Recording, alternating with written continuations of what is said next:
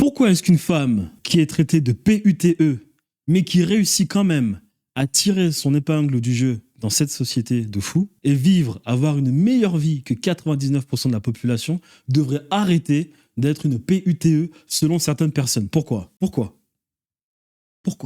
Ah, parce que tu vas pas te marier? Moi, je vous parle justement d'une PUTE qui réussit à se marier. Alors déjà, faut dire une chose. Toutes les personnes qui critiquent les femmes, qui sont des PUTE, qu'on a donné la liberté aux femmes, pour qu'au final fassent du OnlyFans, etc., et que ce problème-là n'est qu'un Occident décadent, et qu'on n'a pas ce problème en Afrique ou bien en Chine, vous êtes des personnes ignorantes. La chose que vous devriez plutôt faire, c'est d'un peu vous intéresser à comment fonctionne votre société et quelle est l'histoire de votre société occidentale. Parce que lorsque vous vous intéressez à cela, vous découvrez très rapidement que la femme, par exemple, mais les enfants plus précisément, sont lobotomisés depuis le plus jeune âge. Les dessins animés, les réseaux sociaux, les médias, tout ce qui nous entoure, les enfants sont littéralement programmés pour devenir ce qu'ils sont aujourd'hui. Si vous avez eu 13 ans dans votre jeunesse, si vous avez une petite sœur, une grande sœur, si vous avez fréquenté les femmes à 13 ans, 14 ans jusqu'à vos 17 ans, vous le savez. La seule chose qui compte pour les femmes entre 13 et 17 ans, c'est de perdre leur virginité. Pourquoi? Parce qu'elles ont été lobotomisées.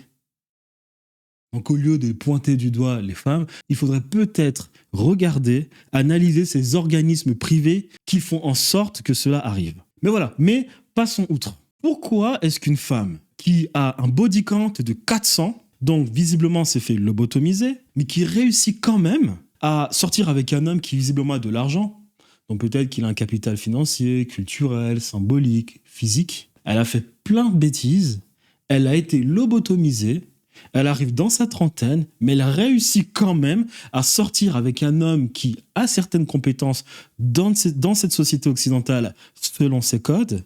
Il est un peu bonnet visiblement, ok, mais il a certaines compétences. Et en plus de cela, elle réussit à se reproduire, elles réussissent à se reproduire et faire des enfants avec ces hommes. Pourquoi est-ce qu'elles devraient s'arrêter? C'est le jackpot. Surtout si elles font du OnlyFans et qu'elles gagnent beaucoup d'argent et qu'elles réussissent quand même à sortir avec un homme et se reproduire, c'est jackpot.